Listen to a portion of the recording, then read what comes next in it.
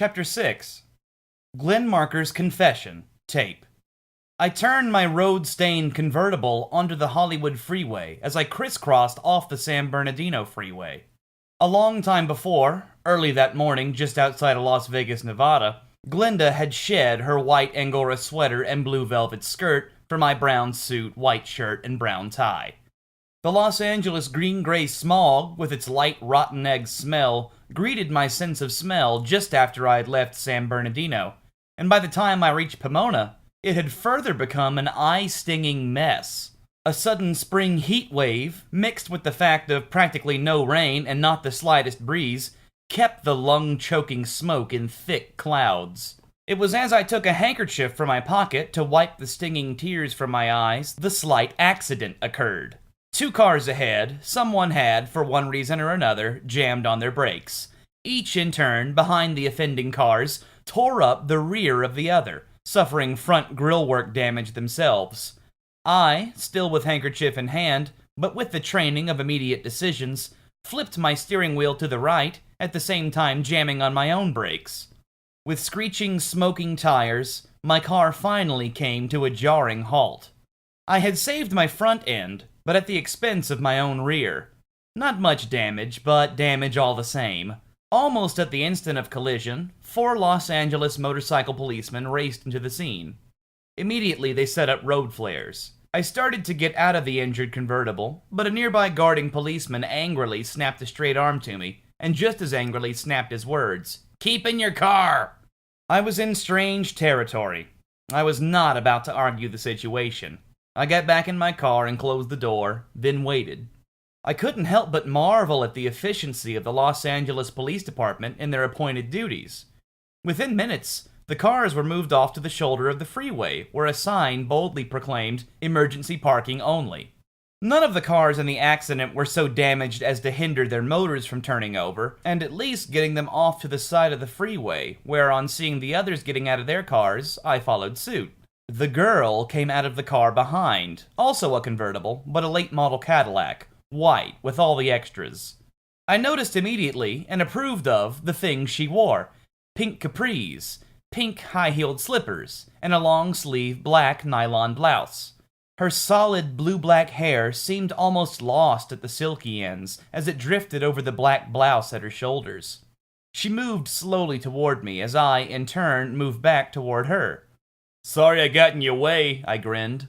The extremely beautiful black-haired girl smiled broadly. "You certainly tried hard enough to keep out of my way." She stretched out her hand. "I'm Cynthia Harland."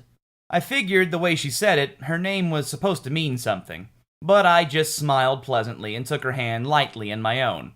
"I'm Glenn Marker." "Pretty good pile-up, I'd say." She was smiling again. "Does this happen often?" I let my hand sweep the area of incident. "Every day. Sometimes 3, 4, 10 times a day. And night. There are a lot of freeways around here. Millions of automobiles, trucks, cycles. You ever ride cycles, Mr. Marker?" "Oh, I've been on them, but I'm not what you might call an enthusiast." Real excitement. Her eyes closed momentarily, as if she had gone off into dreamland.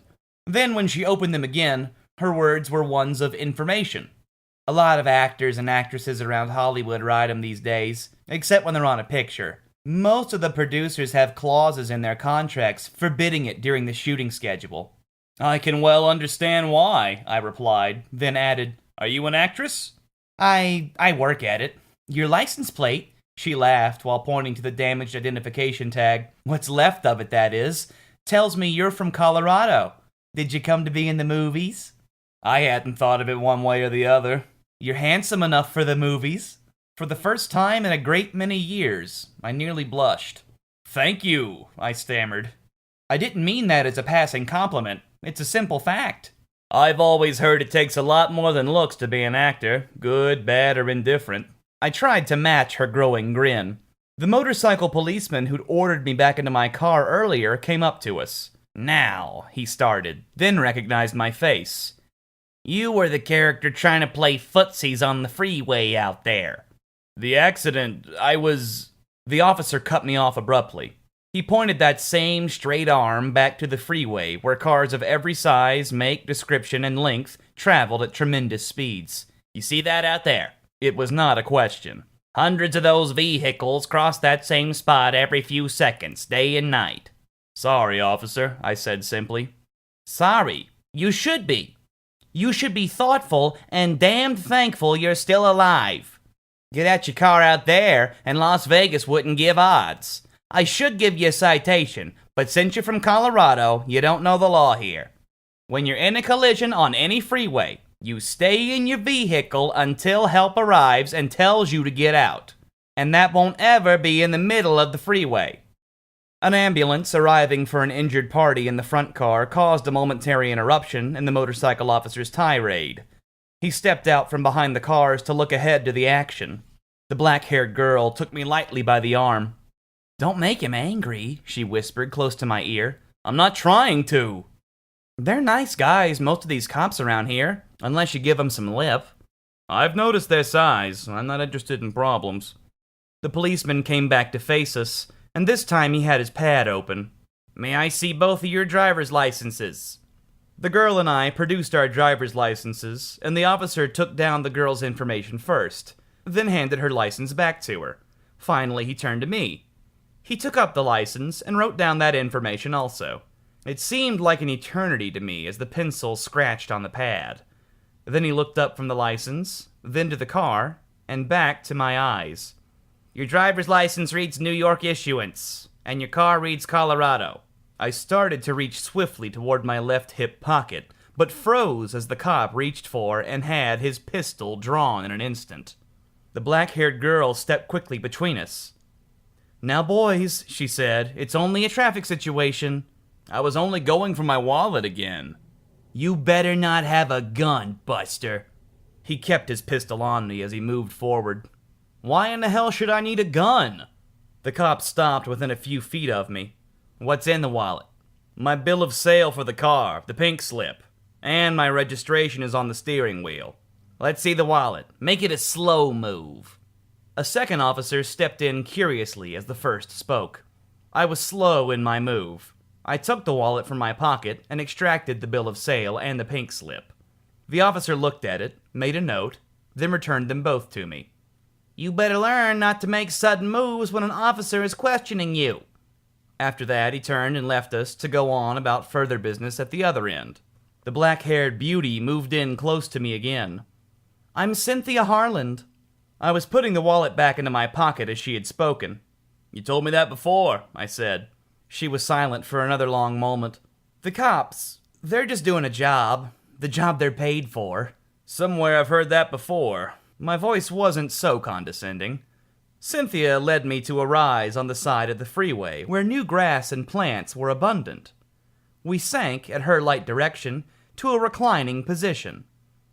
A lot of cops have been killed in a move like you just made back there. Reaching for my wallet? You were reaching for your wallet? She paused, again pointedly. How could the cop really know? A fast move like that generally means a gun. Lucky the cop wasn't trigger happy. It's happened, you know. I sat up, startled. There have been a lot of cops falling into the roadway, gunned down by somebody to whom the cop was only going to give a ticket. Is that a fact? You'll be reading about it if you stay around Los Angeles very long. That's fact. Some creeps will do anything to get their name in the papers. I leaned back on the grass, beside the beautiful girl again. What happens now, Miss Cynthia Harland? Or is it Mrs.? Miss, she said softly.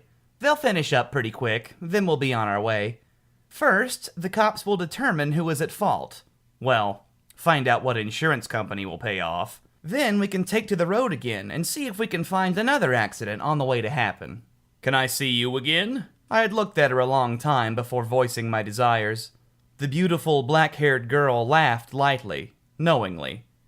She sat up and fluffed her hair over her shoulders. She indicated the white Cadillac convertible just below us. You see that? Who could help but see it? That's from my sugar daddy. I winked. I didn't think you were old enough to afford it yourself. It was not meant as an insult. Fresh. She plonked down on the grass again. Actresses make enough money for such things. Or didn't you know? I know. She gave a sly little pout. I could be an actress. Are you? No. As beautiful as you are. She turned her lovely face slightly toward me. She made a suggestive thing with her beautiful red lips. You say the nicest things, Mr. Marker. You should be my agent. In that case, forget the Mr. Marker and call me Glenn. Glenn. She rolled the word, the name, over in her mouth as if she were tasting it. And from the sexy look which suddenly came to her eyes, she liked what she was tasting. I like it. My name? Your name. Glenn.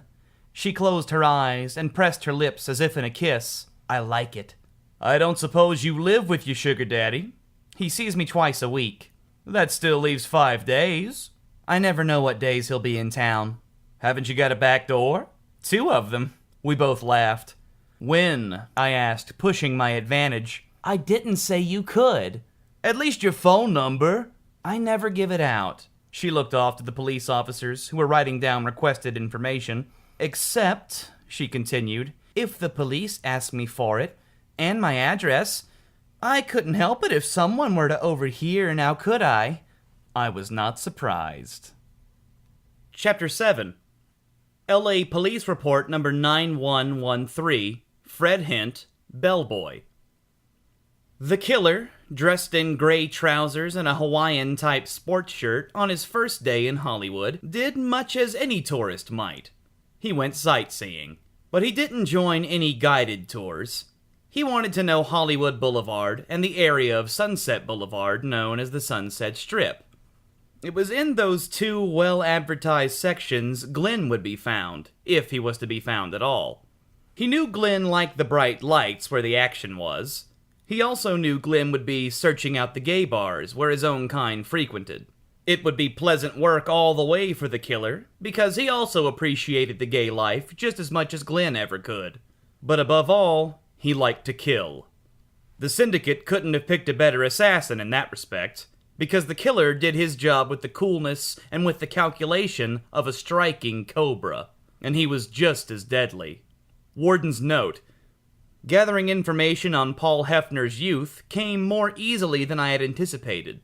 It seemed little of his life then was a secret, almost as if someday he wanted to tell his story.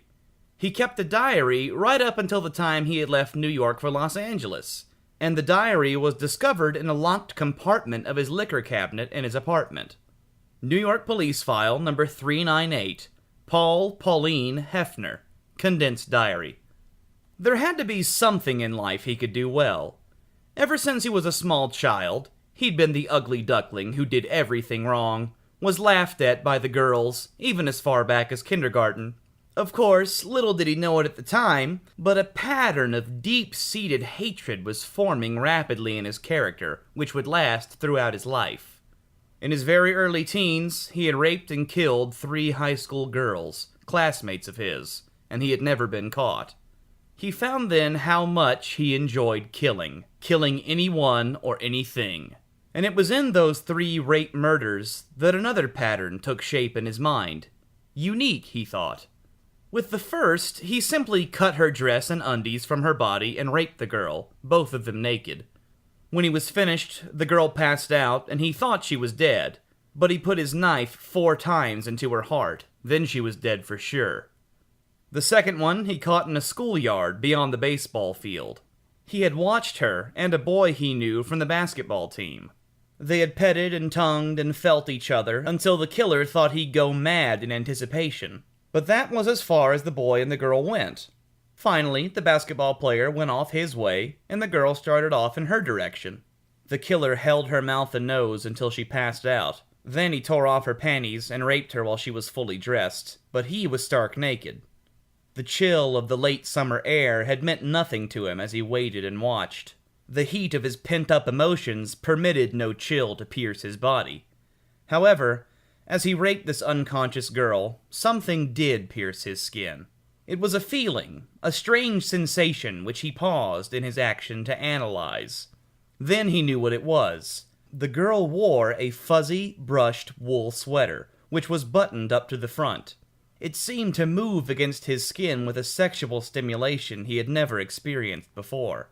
To be sure, very sure, He let his hands slowly caress the softness of the garment at the point where her breast stretched the wool so invitingly. Then he was sure. The electricity of the sensation shot through to his groin. He could hardly contain himself as his nervous, shaking hands unbuttoned the fur-like sweater and took it from her body. Just as shakily, he put it slowly onto his own body, and the ecstasy of the moment as he buttoned it up caught a craving within him so intense he nearly exploded before he could get back with the girl and complete his climax the way he had always had before. She died with her throat cut, but it was the start of a collection for the killer. When Rita Stiles died, in a like manner, her clothing added to that collection. After he had undressed her unconscious body, he stripped, then dressed from the skin out in her things. Her panties, still warm from the girl's body heat, started him off to even more powerful craving desires. He took the girl with such force that both the girl's legs were broken at the knees. And brazenly, he had carried his own pants and shirt while he wore her clothing, blood-splattered as they were, all the way home. He had lived, during those late teen years, in a room over the garage of his mother's home. There he had all the privacy he needed and wanted. Even when his room began to take on the ruffles and pink of femininity, his mother approved. There was little he did that she didn't approve. She had given him life and love, but very little in looks, and she tried desperately, at every chance, to make it up to him. Her first inkling that the infant would be thoroughly lacking in the looks department came when she saw no change in the face at a time the baby wrinkles and redness should have gone. But the condition didn't go. The wrinkles and creases persisted, up until the time the kid's nose started into its prominence. A hawk-like nose, which would bring the boy many harrowing days and nights with other children. His mother continually, to the day she died, blamed herself for her own indiscretions. She had never married. The man who fathered the boy took her, when they were both drunk on cheap gin, in the back seat of an automobile. And when the man finished his own lust, he slammed the woman in her stomach with his fist, then kicked her out of the car and drove off. Paul had been born of an affair which didn't even have love connected with it. As it usually happened on such events, his mother arrived at his garage-top room unexpectedly. She was quite amazed to see her son dressed in pink capris, a pink nylon blouse which was well decorated with frills and pink sandals, but she was not sent into shock. More so, she was confused, but not offended. The young killer studied her appraising glance, then he moved with unsure femininity to sit in a large easy chair. "You don't like what you see, Mother?" The woman took a long time in answering. She first went to his refrigerator and poured a glass of cold tea, a beverage which the young Paul was seldom without. Then she walked back to a chair across from him and sat down. Again, quietly, she took a few sips. After that, she looked across the rim of the glass. "It is Pauline, isn't it?" He matched her gaze. "I hadn't thought much about a name. Before, that is. Paul, Pauline."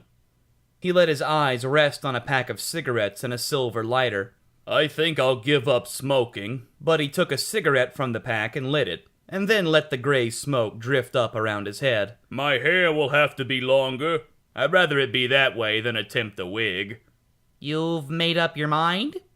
"Some time ago." The woman sighed, but it was not an air-expounding sigh, more so a sigh of simple acceptance. "What about school?" "I've decided to quit school."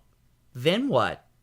Pauline, and it was Pauline, threw herself out of the chair to prance back and forth across the small confines of the room, hips swinging, limp wrists activating themselves. "Who cares, then? There will always be something I can do. Maybe a secretary. Yes, that's it. I'll be a secretary." "In drag?" The killer glanced sharply to his mother. "Where'd you learn that word?" There was a deep-set anger in his tone. "Your father has been gone a long time." "I've never had a father, per se. Where did you learn that word?" His mother let her eyes flick a few times as she tried to find the suitable words. As I started to say, the man who was your father has been gone a long time. She blinked again, then let her eyes fall. There are certain things a woman needs. Sex. Paul stamped his foot in the manner of a spoiled little girl who hasn't gotten her way. Say it, mother. Sex. Isn't that what a woman always seems to need? She looked up with the sad eyes of a hound dog. There is a crowd I have associated with who are in tune with such things. Such people who feel as you do. Pauline threw up her hands. Such people who feel as I do. How can they feel as I do and refer to all this, he indicated the female attire he was wearing, as drag? It isn't done. I am not a drag. I am a true woman, just as true as I can be, as long as the stupidity of what is called manhood remains connected to me. He threw himself into the flowered chair, and he cried, I am a girl! I am! The frustration came pouring out in a rush of nearly lost words. His mother indecisively waited a long time before she walked across to him and seated herself on the chair beside him, where she cuddled his head in her arms. As his tears flowed freely, she let her hand stroke his forehead. Of course you are, she cooed. Of course you are. You're my baby Pauline, my little girl Pauline. And the killer stalked the Sunset Strip. His beady, snake-like eyes never missed a face or a move. In one quick glance around, he knew every corner in any establishment he drifted into. His decisive mind knew immediately to eliminate the square joints. They were, he was sure, not in value with Glenn's way of thinking. The gay bars were his prey, and in each, the killer was looked upon with ever-growing suspicions. There came almost hostility to the eyes of the gay boys and girls whom he came in contact with, a distrust brought on by their own years of frustration. There are none, as the killer knew well, who would trust him immediately, and he figured it would be the same with himself. Whom could he trust? In the same fact, who in even the square world of the outsider could be trusted?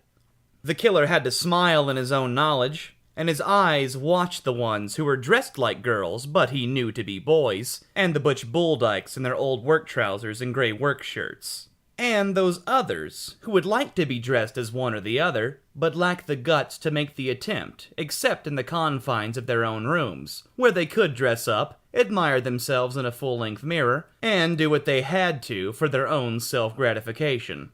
A long time before, when Pauline's mother caressed his forehead, while he cried the tears of frustration, she had said, "Sexual gratification comes only from the tune one plays within themselves." He found that to be fact over the long years he continued to live, and find solace in himself and in the criminal acts he finally was called upon to perform. In the beginning, when Pauline met Harvey, it was only for an experience that he took him on. There had been a night, about the time he'd turned 20, that he went to a bar and met Harvey. A nice-looking young fellow who had simply said hello, and a drink for each came into being. Then a walk in the park, where the young man suggested they sit down, which they did for a short time. The young man then suddenly leaned over and kissed Paul. And Paul wanted the young man, but didn't want it the way he was dressed. For a goodly time, Paul had been the girl, and to have at it with a man, Paul had to be the girl, or at least retain the illusion that he was a girl. He couldn't even fathom having any kind of sex in the nude. It was repulsive to him. Except he felt his partner, the male counterpart, should be naked. But he, Pauline, must hide the horrors of his own masculinity, which resided between his legs. The horror of masculinity he'd rather do without, but the kind of masculinity Pauline appreciated in another. Harvey became the counterpart in their frequent love affairs. And for a while, Pauline was happy and content, without any thoughts of rape and murder which had previously so dominated his waking hours. All was serene rapture, a pleasant experience. They became as one, Pauline the girl and Harvey the boy, like any other set of young lovers. The identity of Paul was rapidly lost to Pauline. She no longer wore male attire at all. It was the way she and Harvey wanted and enjoyed it. Their sex life was powerful, ruggedly violent, yet a tremendous inspiration of mind and body. They decided to get married during one of their Sunday sessions. Legally married. Reno was only an overnight trip from the small northern town, and they quickly decided Reno would be the quickest and safest solution to their problems. Her mother was immediately receptive to the idea, in fact, overjoyed at the prospect. She had long since, and diligently worked toward it, accepted Pauline and all Pauline stood for.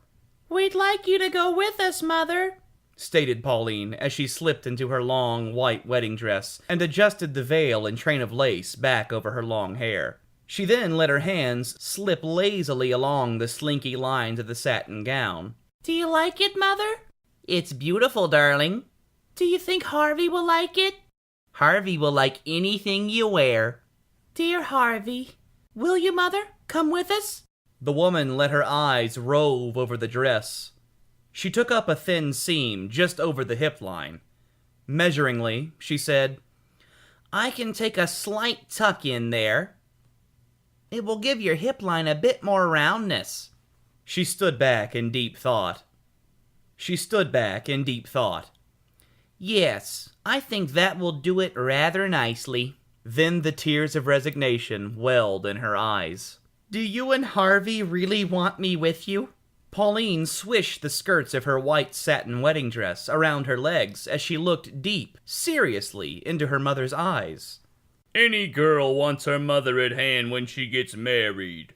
Pauline let the brightness of her glow penetrate through to her mother, and her mother walked across to look through the second-story window. She gazed for a long time out over the browns and yellows of fall. She was happy for her self-made daughter, but she couldn't seem to put the emotion into actual force. As hard as she tried for a true feeling, it only came out a superficial expression. There seemed to be an inevitable disaster lurking in the late afternoon shadows. There was no putting her finger directly on the cause, but it was there, as sure as night followed day. "Do you think the hymn should be a bit longer, Mother?" The killer's high-pitched voice brought the woman back to reality. "Oh, no, dear," she replied as she turned from the window. "Except for that little tuck, the gown is perfect as it is." Pauline scowled at her reflection in the mirror. "Such a lovely body in this dress. Now all I need is a new face." It was an extremely serious observation. The mother put her arm around the satin-covered shoulders. "Beauty is only skin deep." "Oh, that old routine. That idea went out with high-button shoes. You might just as well add, beauty is only in the eye of the beholder. Come on, Mother, be your age. You've been around. You know what they used to call me at school? Hose-nosed Gertie, that's what." The killer let a hand run lightly over the protruding object. "Someday I'll have enough money to see what a doctor can do." Then, absently, Pauline's hand dropped down to where the rubber falsies underneath made a well-rounded appearance on the front of the dress. "And about making these real." "If they were mine to give, you could have mine." The killer took his mother's hand almost tenderly. "I know you would, Mother." Harvey drove the car with his bride-to-be, wearing a pink traveling suit, in the front seat beside him, while his mother-in-law-to-be, wearing an identical pink traveling suit, occupied the rear seat. And when the front tire blew and they hit the highway marker, the older woman seemed to fly over the front seat, where her forehead crashed in against the windshield. She died instantly. Harvey hung between life and death for days, but by the time Paul had been released from the hospital, he had died. Paul was not held for his masquerade, but he was questioned for a long time. Then, when no charges were filed, he was released, but advised to leave the state. He did swiftly as he was told. There were too many things in his past which might be revealed through accidental conversations during questioning. The first time over, he wasn't about to be picked up a second time. He took the bodies of his mother and his friend back to the small town, where he buried them side by side. Of course, they had been with an undertaker near the scene of the accident for more than 1 month, but he asked for and got transportation to make the move.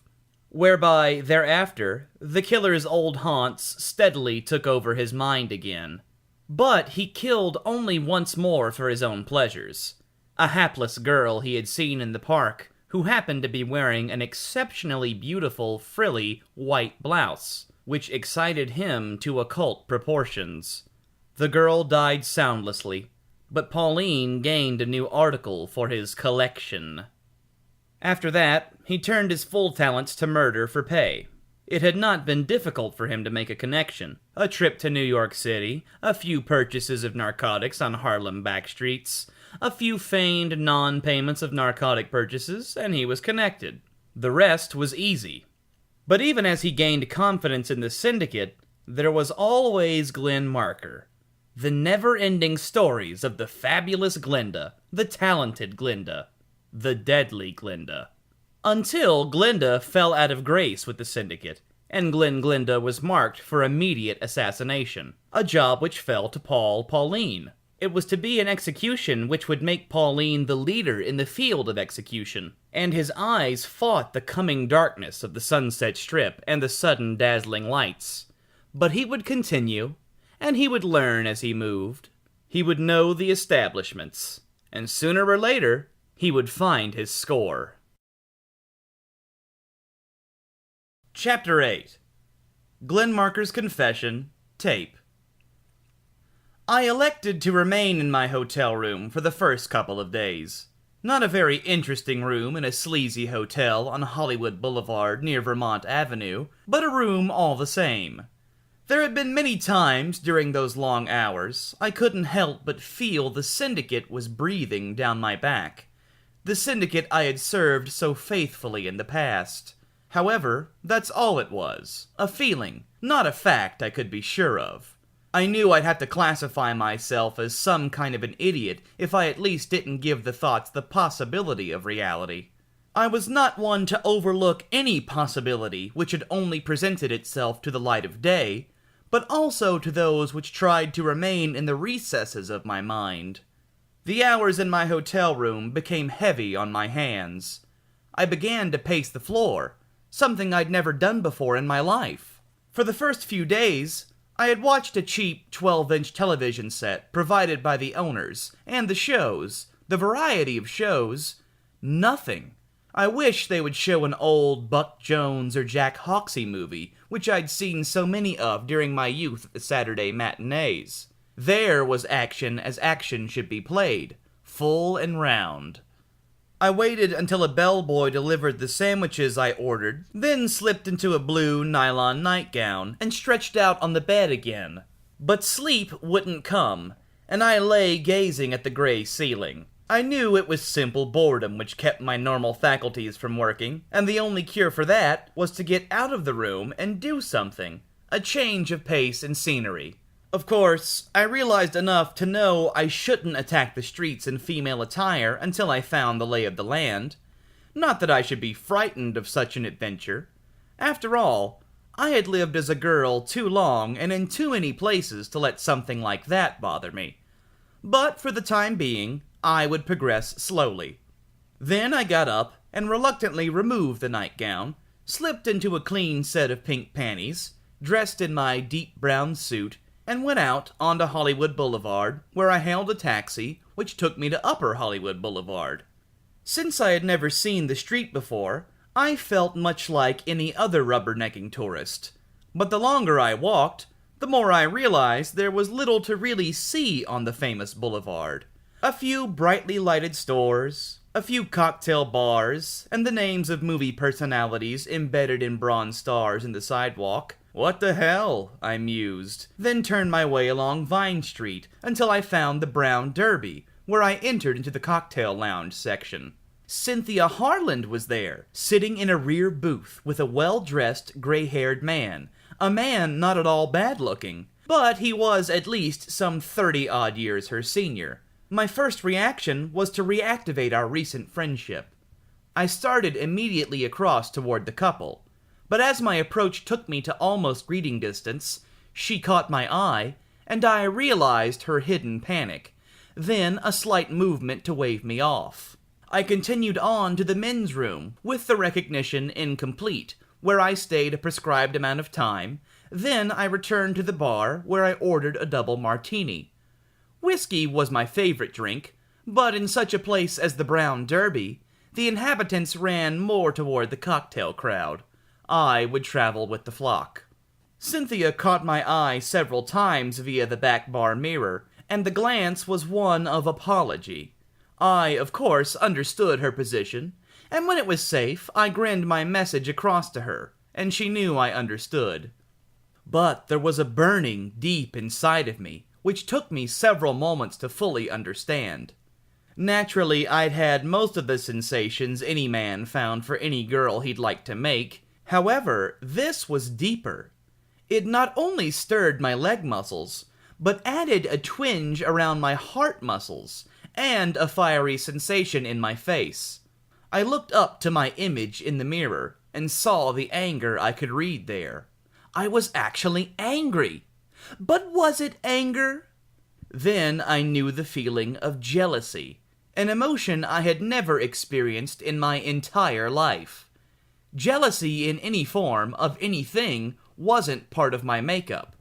Yet there I sat in a famous Hollywood bar, experiencing it for the first time toward a girl I hardly knew. Her blue strapless cocktail dress and the white Angora stole flipped me the moment I saw them. But there was more to my regular emotions this time. There was a blinding fury of her being with someone else when I wanted to be with her myself. I suddenly slammed my glass down, and the bartender turned sharply to look at me. The reaction of sound and sight brought me to myself immediately. I forced a light smile to my lips, and I muttered, "Sorry, it slipped." The bartender brought a condescending grin to his face, and moved to confront me with a bar towel, which he used to mop up the small portion of the martini which had splashed from the glass. "Happens to all of us. Want another?"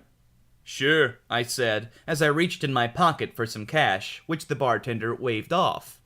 "When you're ready to leave is time enough, sir," the bartender informed me, then mixed the drink and rang the amount up on a bar slip, which he secured on the bar in front of me. "Mighty friendly of you." "Policy of the house, sir." He looked up and down the bar, which was nearly empty since it was the lull between dinner time and the shows letting out. "New in town?" "Very." "Tourist?" "Not exactly, but I'm looking around." "You've got the looks of an actor." I gazed into the mirror and laughed. "Not in any of the places I can see." Then my eyes caught sight of Cynthia, and she was alone at the table. She caught my eye. But she was telling me she wanted to see me, but not then. The bartender stepped away briefly to wait on a customer who came in and seated himself some distance up the bar. But in that brief moment, I reached into my pocket and brought out my address book. I made contact through the mirror with Cynthia again, and I tapped the address book. She nodded, then quickly ducked her eyes as her escort returned from the direction of the men's room and seated himself beside her once more. I pocketed the address book, then picked up my drink as the bartender confronted me again. "Writer?" I shook my head. "No, my friend. Frankly, I'm a hired killer." The bartender went into peals of laughter, which caused the manager from across the room to give him a sharp glance of reproach. The man stopped in the middle of a breath. "Okay, so I won't ask any more." "Then let me ask one." "Shoot." "There's a girl sitting in the booth in the back." The bartender did not look up as I continued. "She's wearing a blue cocktail dress and a white Angora stole. Do you know her?" The man grinned. "Looks familiar?" "Something like that." "She should. Maybe she ain't a big star yet, but she will be one of these days. You just mark my words." "Movies, huh? So that's where I saw her." "She's done a lot of bit parts in the big flicks. And then there's the television pictures and the commercials. She gets along. And one of these days, she's gonna hit the top with a ring that will be heard like a symphony orchestra. Her name's Cynthia Harland. She comes in often." "With the same cat she's with?" "Nah, not always. Although, when he's in town, she's generally with him. Guess they got a thing going." He shrugged and refilled my glass from the remainder in a mixing jug. Then who in hell knows in Hollywood? One minute they got something going, the next it's up the creek with a bunch of lawyers, cops, and private detectives. A new thought hit him. Say, you a private eye? Now, I replied seriously, it's like I told you, I'm a hired killer. I let the grin replace my serious features. Yeah, I know, you told me. Only I can't laugh so loud anymore, the boss is watching. I think he got up on the wrong side of the bed this afternoon. He's been burping at the others all day. The guy's name is Ronald Dixon. He's broadcast manager for some television station up in San Francisco. Pretty big in the money bracket from what I understand. Probably has a wife. Now you are making me think you're a private dick. Who knows? We here at the Brown Derby never pry into anybody's private life. I frowned, but covered it with a swallow of my martini. Then, as the bartender walked away, I let my eyes drift up to the mirror again, and saw Cynthia attempting to flick on her lighter, which apparently would not ignite. Even when it did, the flames seemed to flicker immediately out. The man took the lighter from her and flicked it into flame, but again as she tried to light her cigarette, the lighter went out immediately. Then my eyes were diverted as the maitre d' walked to her with a pack of matches, one of which he struck until her cigarette was glowing. Then he graciously put the matchbook on the table in front of her. She thanked him with her glowing smile, and he went back about his business of greeting another couple who called him to their table. And further, as the man stood up later to pay the bill, he turned his back on Cynthia long enough for her to scribble something on the inside of the matchbook cover. Then they got up from the table, the man adjusted her Angora stole around her shoulders, and they started for the front door, where she had to pass me. She dropped the matchbook at my feet. I waited till the side parking lot door closed behind them. Then I conveniently dropped my pack of cigarettes, which I had to retrieve, along with the matchbook, from the floor. Another martini, killer? I snapped my hand to the man, an anger I hadn't felt since Mac and Ernie had accosted me so many days earlier, but I couldn't hold the anger in the face of the grinning bartender. After all, the killer bit had been propagated by my own wit. Sure, why not? I replied. Still smiling, the bartender turned away, and I took a cigarette from my pack and lit it with one of the matches from her book. The flame added to enhance my vision of the words scrawled on the inside of the packet. Call me soon. Tomorrow at noon.